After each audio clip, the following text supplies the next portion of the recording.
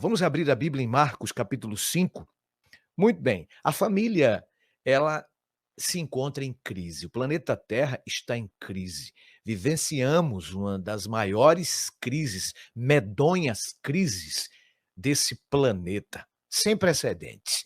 E é justamente nessa época, nos momentos mais escuros do planeta Terra, que o Senhor decidirá aparecer nas nuvens dos céus com poder e grande glória. E eu não tenho dúvidas de que estamos hoje mais próximo da volta de Cristo do que ontem e amanhã do que hoje. Nós vivenciamos crises medonhas, crises difíceis e crises, elas são inevitáveis, elas são imprevisíveis, elas são inadministráveis. As crises, elas também, além de tudo isso que eu falei, elas são pedagógicas. E, sabe, ela tem a nos ensinar muitas coisas. Estamos estudando nesse trimestre sobre provação, né. Você sabe que a família brasileira, ela está em crise. Nós temos ouvido nesses últimos anos uma frase que parece que a cada dia que passa, meu irmão, minha irmã, tem mais simpatizantes. Qual frase é, pastor? A família é uma instituição falida. Eu li recentemente que 70% das crianças da entidade antiga FEBEM são provenientes de igrejas e famílias evangélicas. E a maioria dos menores infratores tem nomes bíblicos.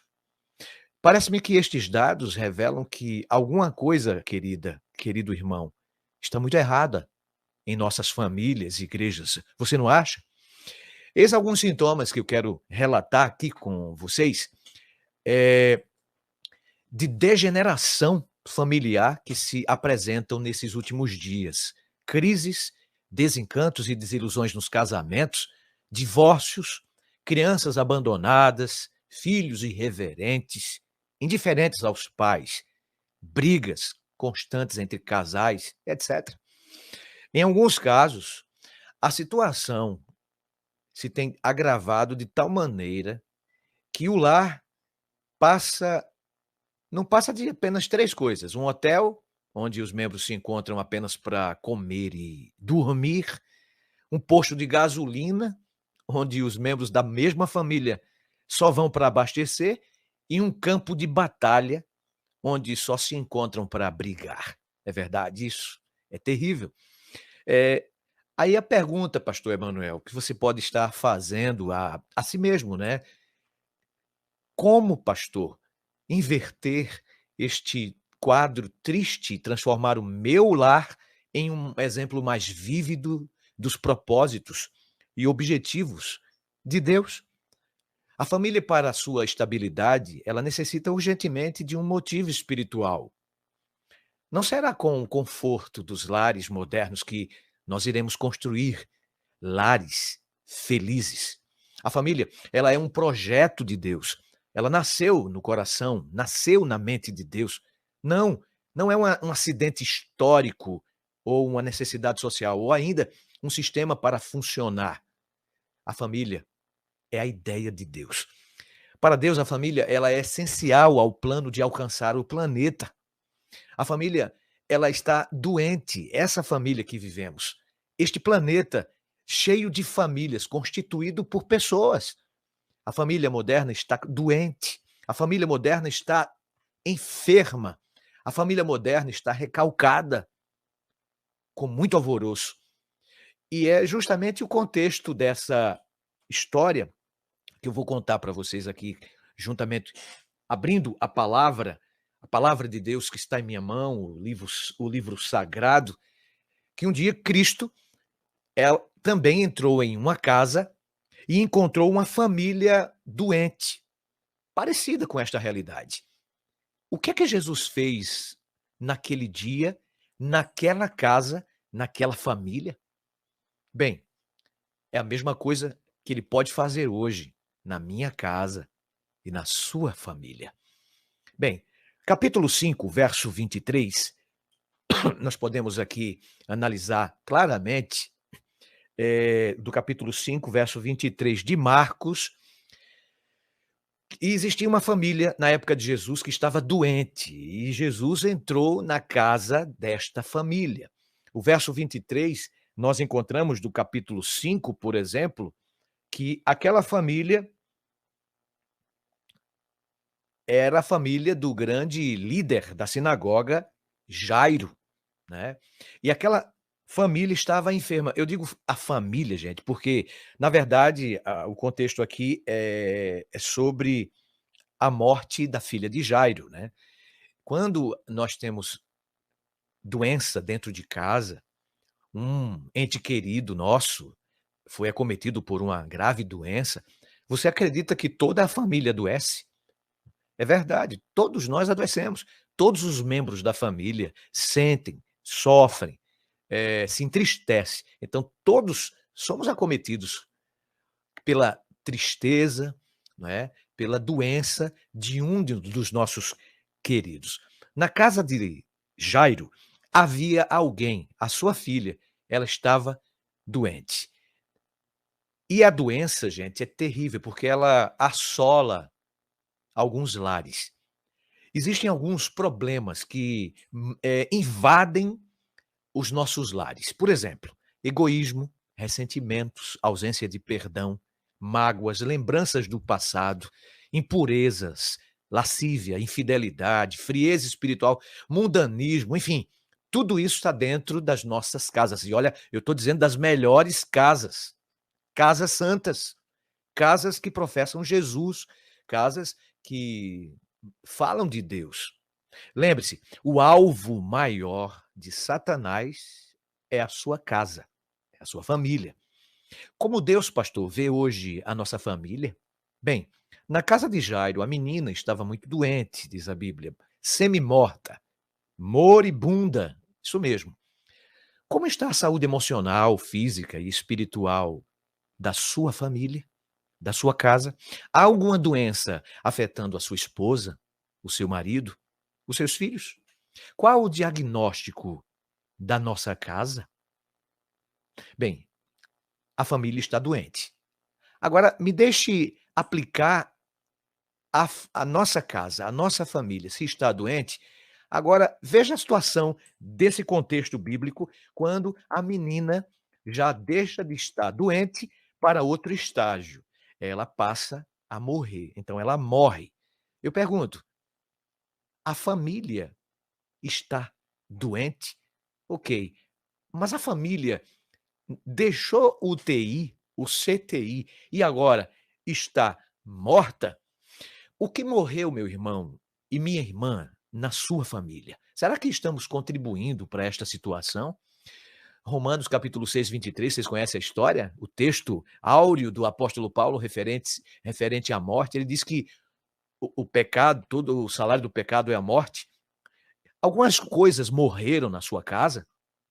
Neste ano de 2022, o tempo morreu, o diálogo, a esperança, o amor, a fé. Muitas famílias estão de luto, não é? Jeremias diz que a morte subiu pelas nossas casas, janelas, entrou em nossos palácios, exterminou das ruas as crianças e os jovens das praças. O ladrão veio e matou muitas coisas nos nossos lares. Já dizia Jesus, no capítulo 10 de João, verso 10, não é? O ladrão veio e destruiu. O ladrão, ele tem esse objetivo, acabar com tudo.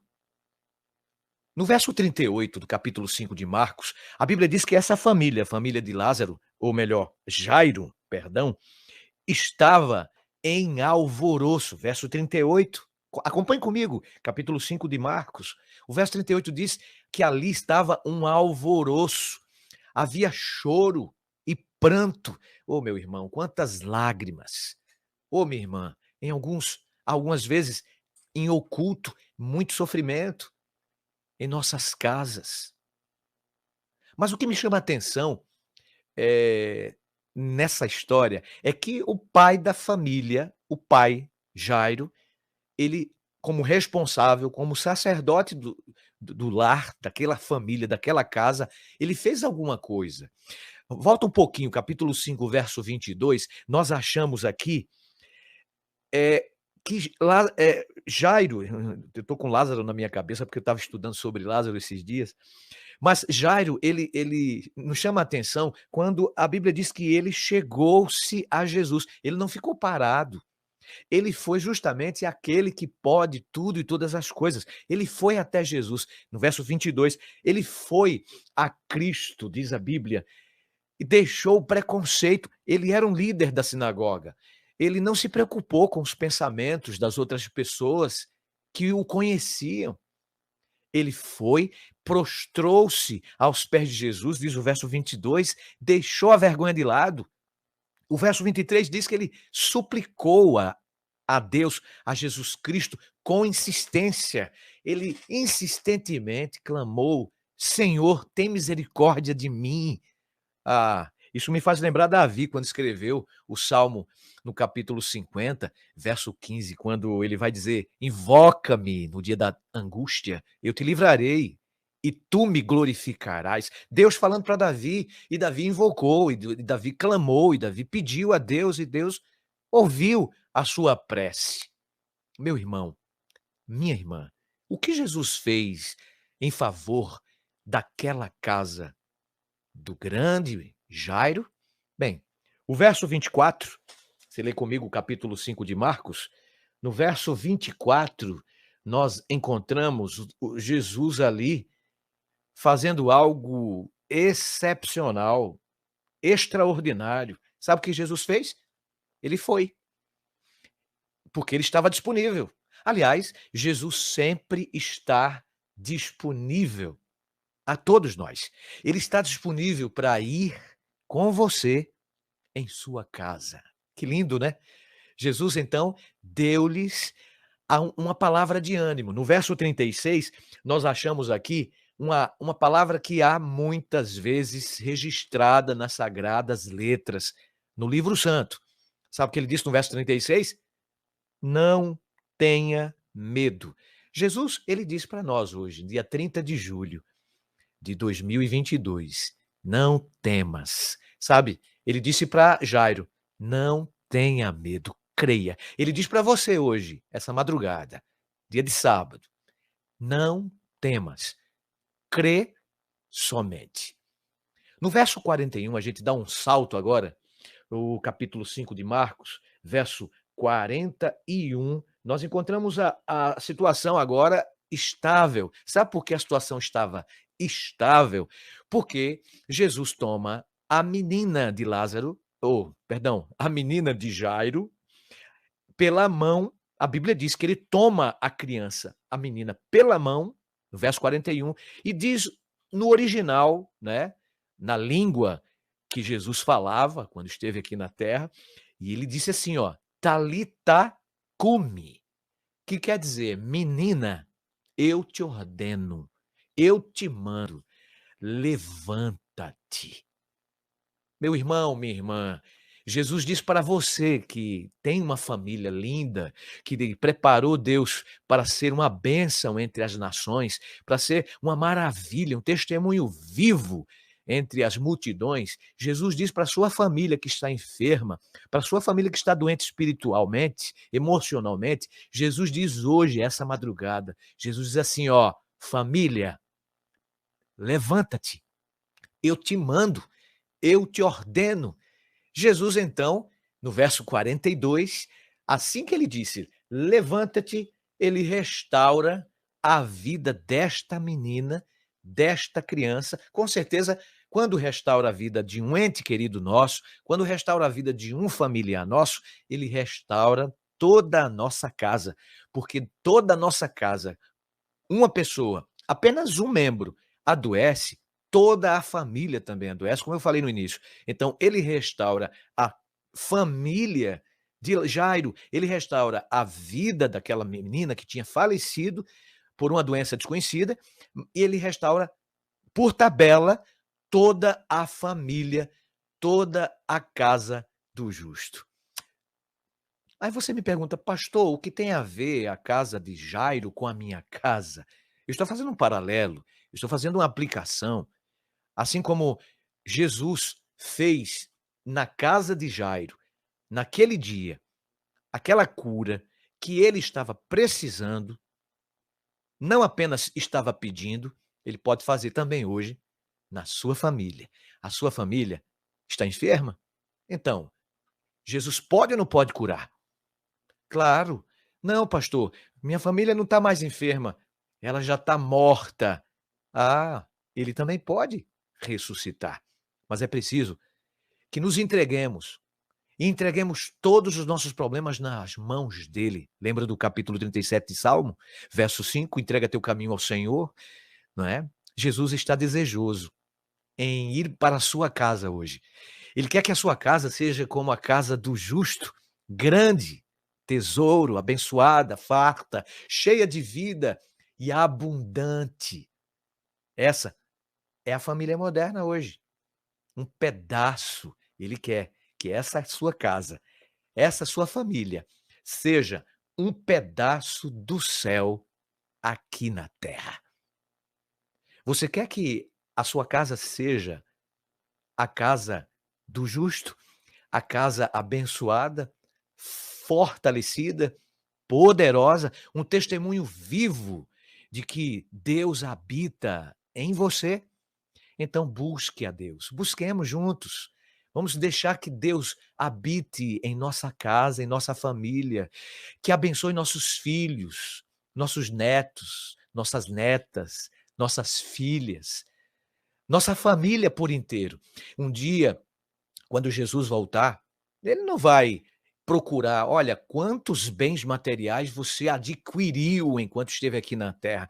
Ele não vai estar se preocupando com essas coisas, porque ele é dono de tudo, né? Da prata, do ouro, de todas as coisas. Quando ele voltar sobre nuvens dos céus, ele vai nos elevar para as alturas. Vamos passar um período na eternidade, no céu, e depois voltaremos para esta terra purificada. Primeira coisa que Jesus vai dizer para mim, que sou pai, para você que é mãe, para você que é pai, para nós: onde estão os filhos? Onde está a tua casa? Onde está a tua família que eu te dei para ter um mordomo fiel, para ser um administrador? A primeira coisa que ele vai dizer é isso. Aí sim, nós vamos estar com nossas casas salvas pela graça de Deus, conforme a honra dele, a glória dele, e nós vamos dizer para ele: Senhor, eis aqui os filhos que o Senhor nos deu.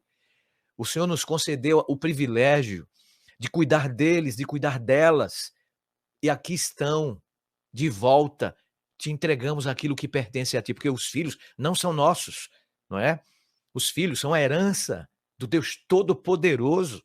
Eu estou chegando ao final da minha parte aqui, no Madrugadas com Deus. Eu quero dizer, fazer um apelo para a sua casa, para a sua família, que a sua casa, se ela está com uma dessas doenças que mencionei, egoísmo, doenças emocionais, doenças físicas, entregue todas elas nas mãos daquele que tudo pode. E ele vai fazer a vontade dele, não a nossa. Ele vai fazer conforme a vontade da providência. Ele não vai fazer o que eu quero, ele vai fazer o que eu estou precisando. Por isso que a nossa oração deve ser: Senhor, que a tua vontade seja, que a minha vontade seja fazer a tua vontade. Isso aí é primordial. Primeiro Deus e todas as coisas. Então busquemos a Ele e pedimos a Deus que cure. Se a sua casa está doente, Ele pode curar. Não, pastor, já passou desse estágio. Não, tudo bem. A sua casa está morta, a sua família está morta emocionalmente, fisicamente, espiritualmente falando, desculpa, está doente, está morta. Ele tem poder para curar, repito, e ele tem poder para ressuscitar. Que Deus abençoe você. Olhe, entregue-se a Jesus, porque só Jesus tem poder para curar e ressuscitar o seu lar. Enquanto você ouve essa linda canção, eu vou orar aqui. Eu vou pedir para que Deus, ele possa curar a sua enfermidade espiritual e fazer a vontade dele. Enquanto ouvimos essa canção, você continua no chat dizendo: Senhor, cura minha família, ressuscita meu lar. Escuta, somente Jesus, só Ele pode restaurar e pode salvar aquilo que é de mais importante na vida do ser humano, que é a sua casa, o seu lar, a sua família. Ouça, medite nessa canção, porque só Jesus pode te dar vida eterna.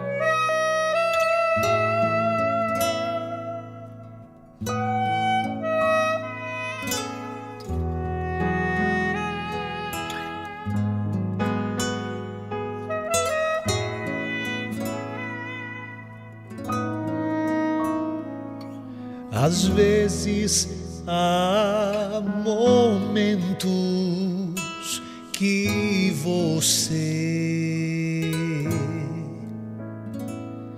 parece não mais ter razão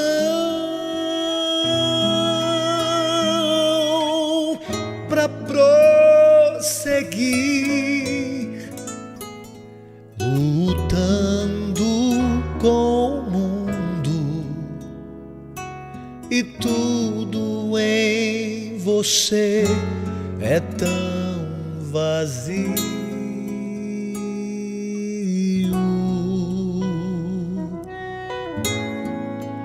E nada faz você se reanimar.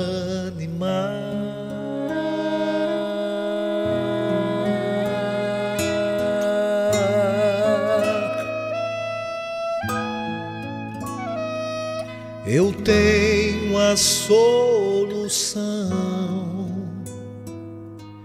pra você.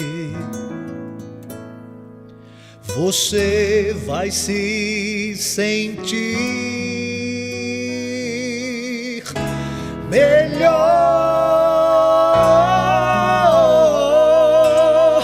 pra vida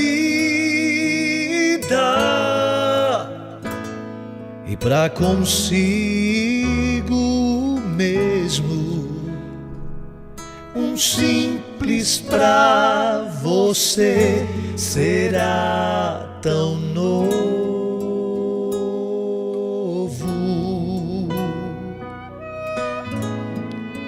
Luz divina brilhará em seu viver. Só Jesus consegue restaurar em você a força e o desejo de prosseguir. Só Jesus é a luz intensa que penetra fundo na amplitude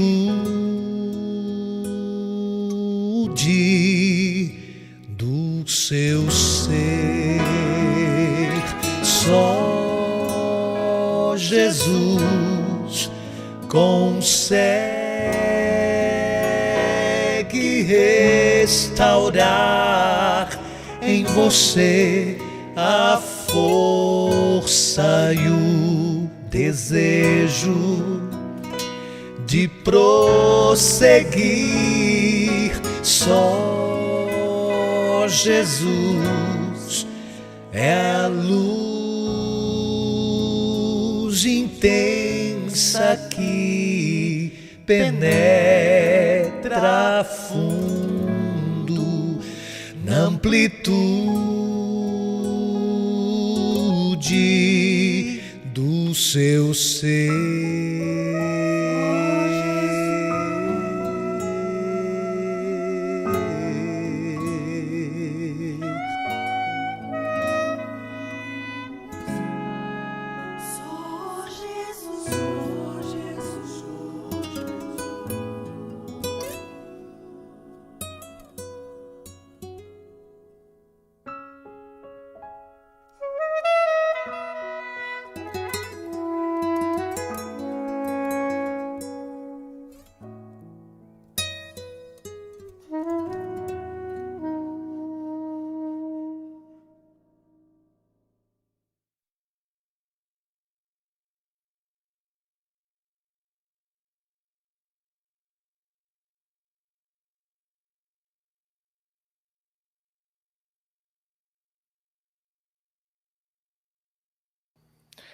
Bom e poderoso Deus, o Senhor instituiu a família, o bem que temos, sagrada neste planeta, é a nossa casa. Tu sabes as pessoas que sofrem porque o seu lar sofre, seus filhos sofrem, os seus pais sofrem.